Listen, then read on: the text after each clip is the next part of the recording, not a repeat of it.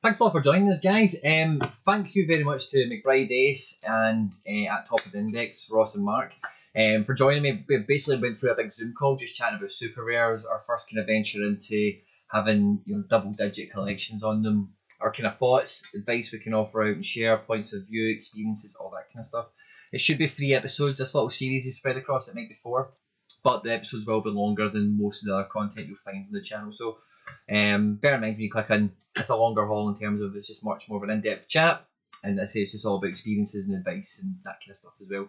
If you enjoy the content, please make sure you follow the guys that are featured on this with me on Twitter at Top of the Index, at McBride Ace, and obviously price of admission for the video. It's not free. You have to like it before you can watch it. Like, subscribe, share, retweet, all that good stuff, guys. I hope you enjoy this, and I look forward to seeing you on the next episodes. Take care. Bye bye.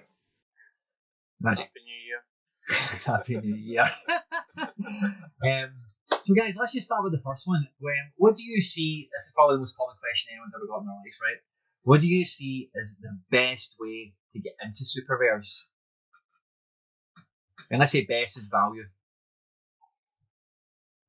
I've still been looking at guys that are maybe a wee bit younger, or maybe guys that I think that are either out of form or maybe they'll get a move. So, like, obviously, guys who are playing or guys who are popular are playing well. The prices are quite steep because of the scarcity. So, quite a lot of the guys I've bought are like maybe guys in the early rate that's not like right up in the price scale and things yet.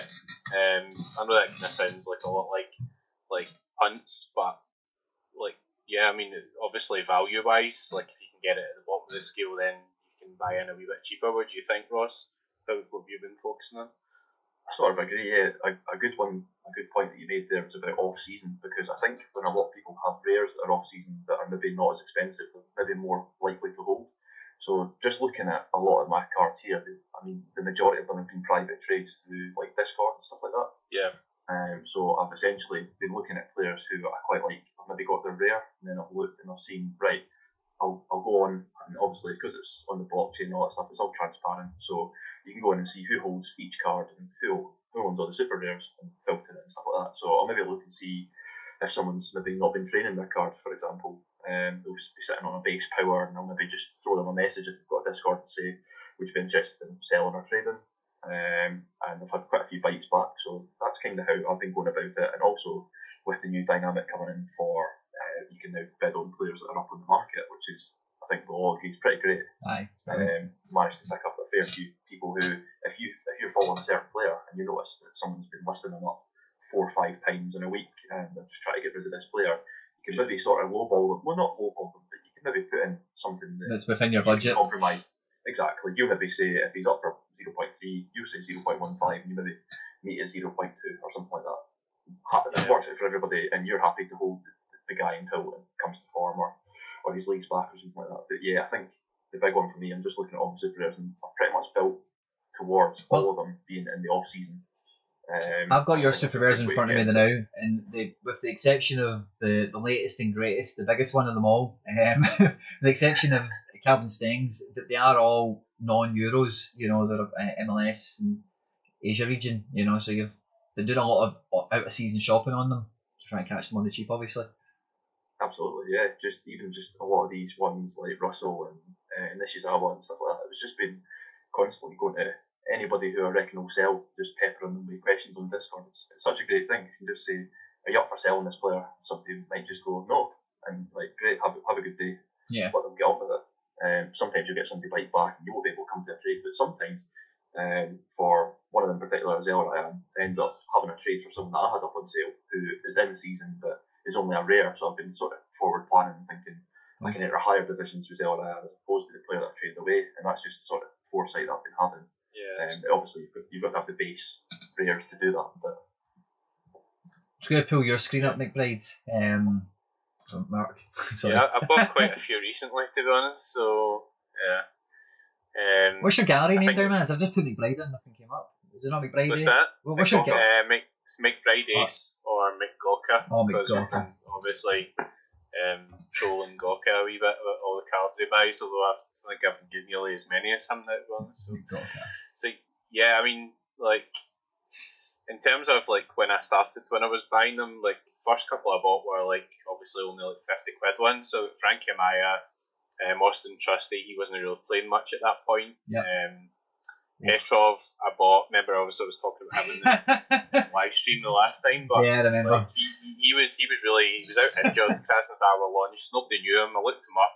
The scoring average last 40 over 55. I knew he played for Russia, and I ended up picking him up really cheaply. So that was a really good pickup, I think.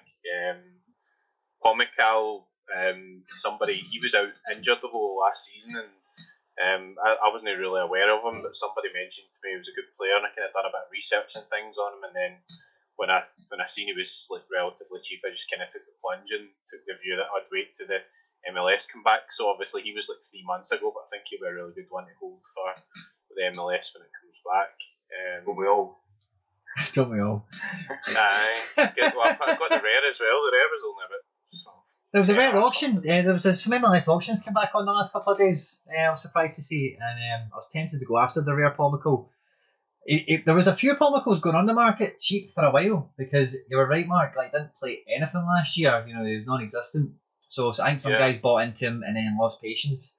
So it's really good that you pulled the trigger on it and you've got him for yourself, and you're not a mad tube like me and Ross that haven't got one. Kazashvili was when he was in MLS, obviously, and if the Ulsan move goes through, that's been a masterstroke. But when I bought him, it was at the point where he was coming back to play with Georgia. He wasn't playing the MLS because they were doing the quarantine at that point, so the international players had to quarantine, and he was hardly playing. And I knew he was an internationalist. Obviously, it's Georgia, so I knew he wasn't like an amazing player, but I knew he was better than like 70 quid. So just kind of at that point. Thought he was going to be moving at the end of the season, and I think he knew his contract was up and decided to buy him. So if it goes to Ulsan, then that's been an absolute dream. It's not 100% confirmed yet. I think they're just working on the sort of final details and stuff like that. But I think that will hopefully work out well. You see, I've got 3 Shakhtar guys now as well. So I've got Marcos Antonio, I picked up Marlos, and I picked up Dodo as well last week. So yeah, I seen the Dodo. I think he did that tweet for it. Marcus Antonio, I really like. He's probably got the most promise out of them, doesn't he? On paper. Well, his rare was the first ever card I bought on SoRare. Oh, that's nice. The very first one. It was kind of like when I signed up and the auctions were on, and Fraser had said to me, he referred me, he was like, obviously there's a lot of guys on this that maybe aren't on other sites, etc. And I bought his rare, so when it because they don't cover Ukraine just now, obviously a lot of the Shakhtar guys are like uber cheap, but he's only 20, and I really rate him. So obviously you've got a lot of upside there. Either they can cover Ukraine, you can move, or you just get the use out of them in the Europa League or the Champions League, and they're a pretty strong European team Shakhtar as well. So like you do still get some use out of them, even although you can't use them in the league. It's quite good. Suga, I think I mentioned him the last time we were talking, so obviously he was still pretty cheap. He wasn't playing much at the end of last season. Yeah. Or when he was playing, he was coming off the bench, so his scores look pretty crap. Like obviously it's like 20s and 30s and things, but he's quite highly rated there and he's played for the international team. So that was kind of one I was looking at, like for maybe either firing in an under 23 Division 3 or something, or just using when Asia was back, basically. Yeah. Lemos, he's not really broken into the team at Fenerbahce, but there's a lot of talk about him moving, so he's quite sort of highly rated before. I was kind of hoping he would move in January, so he played in the Cup today and he got sent off, so that was magic. But he wasn't really that expensive, and he's only like 24, so he's quite a sort of highly rated defender. I think he is like quite good on the ball and stuff, so hoping like he either gets in the team or he gets a move. Probably more likely he'll move in the summer. Obviously, can't move now, but a move would be good. Let me ask you this, Mark. Out of your super rares, 2 of them are forwards, 2 of them are goalkeepers. You get 8 defenders and you get 8 midfielders. Was that deliberate, that kind of makeup, or does that just kind of happen by accident?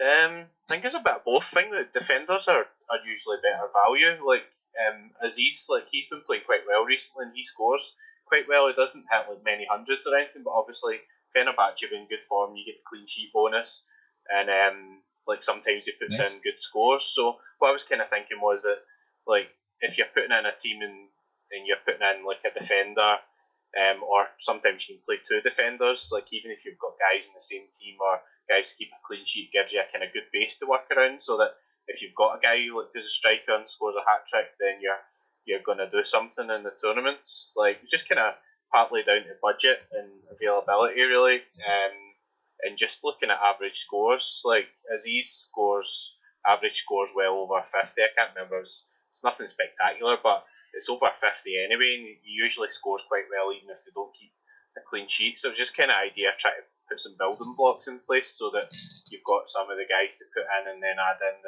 the rares or whatever. So.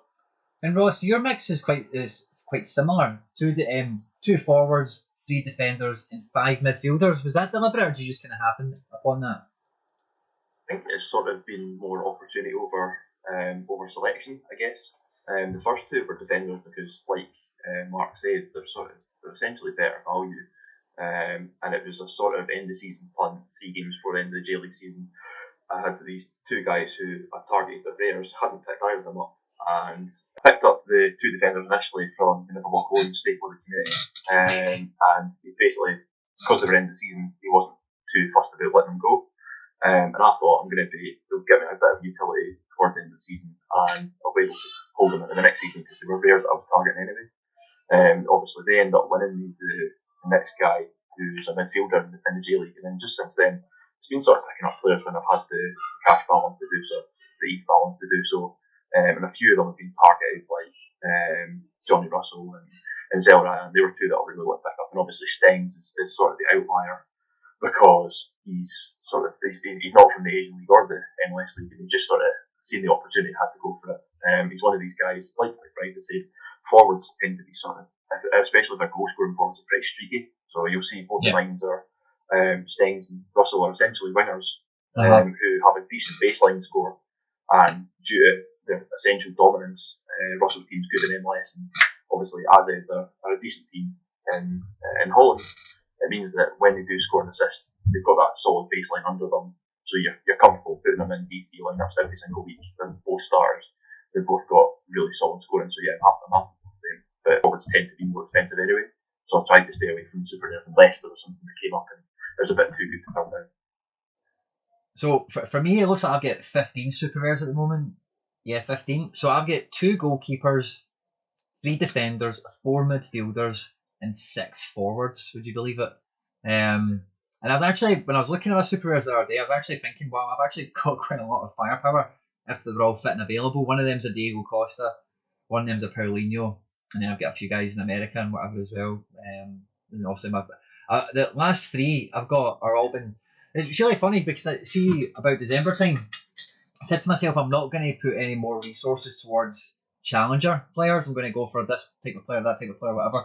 But 2 of my actual named targets were challengers, but I've now got 3 challenger super rare forwards that are all kind of playing every game week. And that kind of brings me on to one thing I want to kind of chat about and touch on this video we're kind of talking about before recording. But I managed to pick up this guy, Azawi, right? Doesn't really matter who he is or what he is.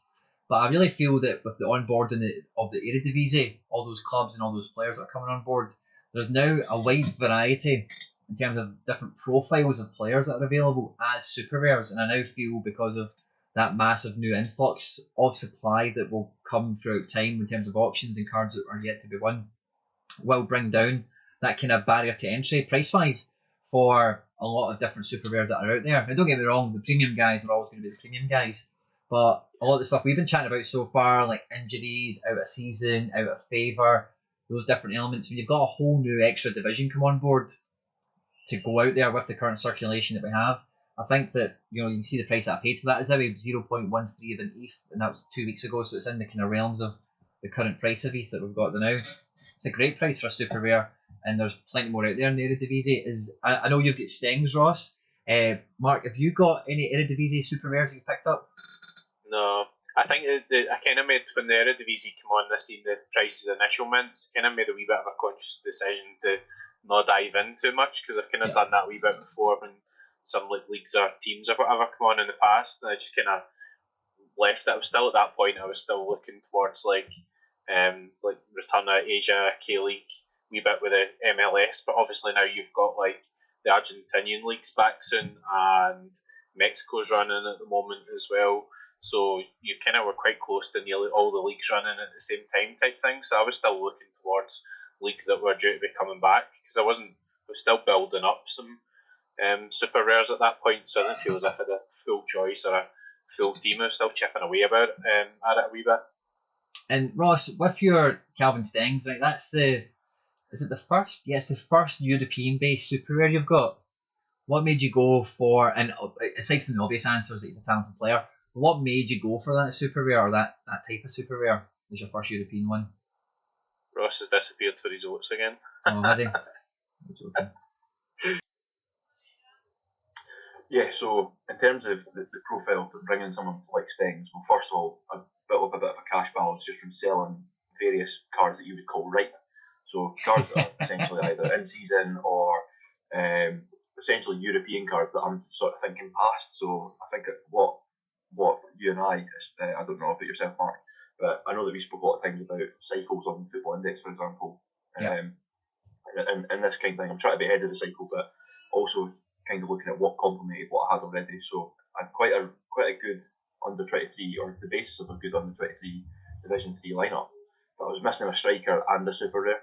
So it's the kind of thing, I want someone who would fit that mould for more than one season. So try and look at that for under 23s especially. If they're 22, or if they've actually turned 23 this season, you're thinking I'm only getting limited utility, and then it cuts off an avenue for them. So I was thinking about that first. He's only 21, so you get 2 years out of him at least, depending on how these cards work. Because they're a bit erratic, the U23s. I've seen 24-year-old cards that have still got. Yeah. I think it's their birthday on July. I think it's wherever they are in July. Yeah, start of the season, yeah. Something like that. That makes sense. That makes more sense. So, yeah, he fitted that profile. He's someone who I really wanted to own on Football Index, but because he's in a non-PB league, he's just not as attractive. The only thing that is attractive on Football Index is the possibility of transfer. So he was pretty hot for a while. And then if you just look at his stats in general, if we're just looking at what scores on SoRare, he's constantly at sort of 10 goals and assists a season. Yeah. Which is like when he's got the baseline that he's got, you're constantly looking at 60s and 70s, so he's going to be reliable every week in U23s. And he's the kind of guy I think, if he could churn out a really top rare under 23, or we can even start competing higher up in U23, he was someone that I could definitely see myself building that squad around, much like I think you've got a few in yourself, Connie. I've just seen there that Hakimi was having an absolute storm in the is it Super Coppa Italia or just the Coppa Italia or something, but I think it's Inter Juve now. And he was having a really good game. So he's the kind of guy, these are the kind of people you want to be building teams around, and then you can start to add that one rare that will really take you up a level. That's how I see D3. I don't see them as a sort of scattergun approach. I see them as, I want to build around this player, I want to add this player, and I guess the only guy that fills in is the goalkeeper, because there's not much difference. But yeah, I've definitely been quite selective with who I want in these kind of lineups. So I would probably term that as like an upgrade purchase. You know, you've got a good D3 squad, you've got a good D4 squad, I beg your pardon, and it's then having a piece that can elevate that same squad for the large part of it into a greater situation. Mark, do you have any super rares that have done something like that for you? Maybe they've just added on to a D4 that's helped you then move them into a D3 situation? Yeah, I mean, I think Aziz, who I bought, he's quite a sort of consistent scorer. Serdar Aziz, he wasn't really that expensive.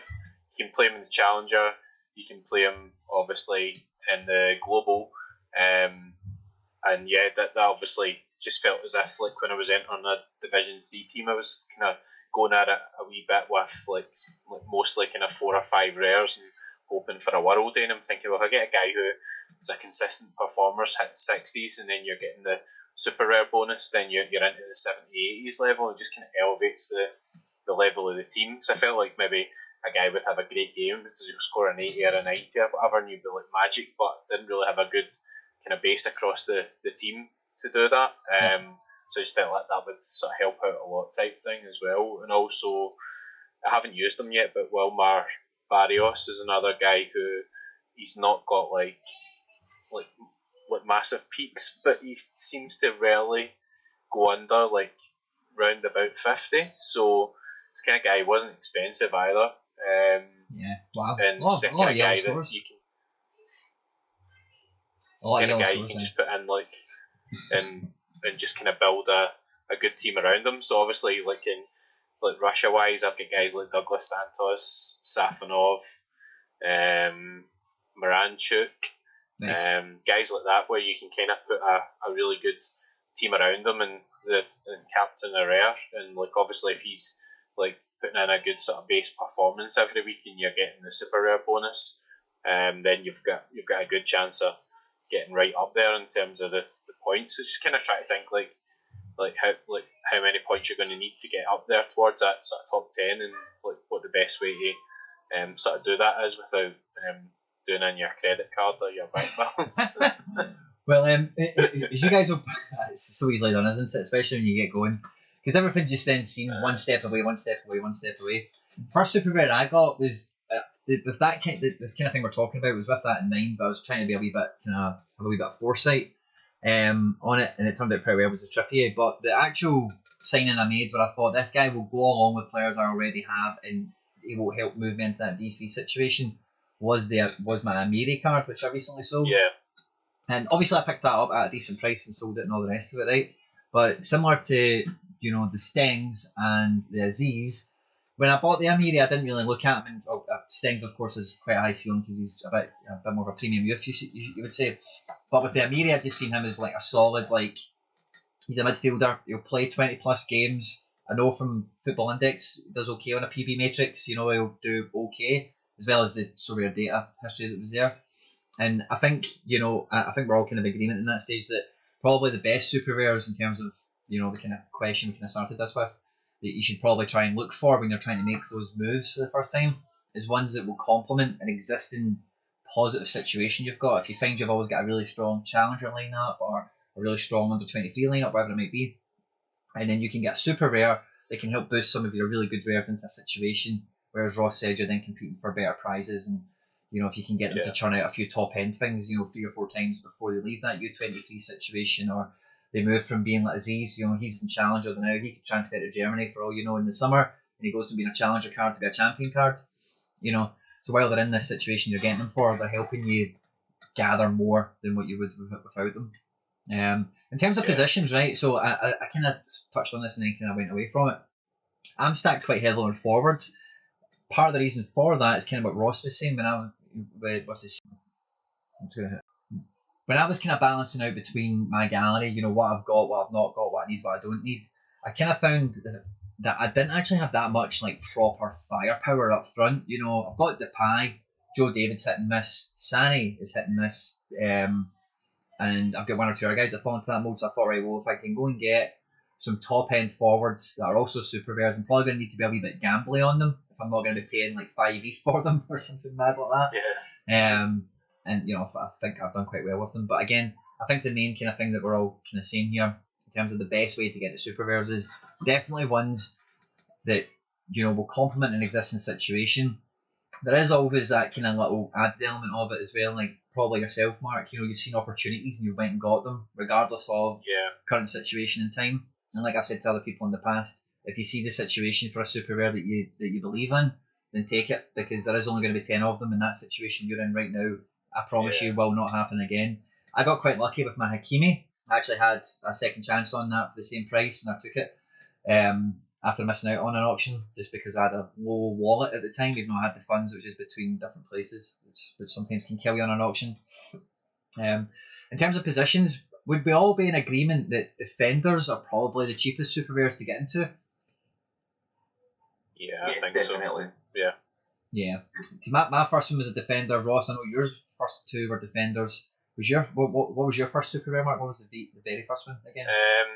First one was Frankie Amaya, so that was a way back when the MLS cards were just launched, so he was a mid, and then second one was Trusty, so first 4 were like midfielder, defender, midfielder, so it was kind of like 6 or 7 in before I bought forward, and then still bought some more defenders there as well, and then obviously goalkeeper wise, like they're more expensive, so like Hubert, obviously I thought he was just really good value recently, like he plays all the time, and he was kind of good value for a goalkeeper when you see what a lot of the goalkeepers are going for. And Jensen, obviously he was quite cheap as well, but that was kind of pretty much like thinking that he's better than the guy who was playing last season, and I'm hoping he gets his number one back, or he gets fed up there and he moves back to Europe or whatever. He's obviously a good quality goalkeeper, so obviously people say, well, it's like 100 whatever, I can't remember how much it was, but for a guy that's not guaranteed to play, but when he is playing, he'll be worth at least maybe 2.5 times what I've paid for him type thing. And he's a good age for a goalkeeper as well. He's only 26. 27, 28, so I can be patient with that. If he doesn't play this season, then I'll be disappointed, but it's not a disaster. Magic.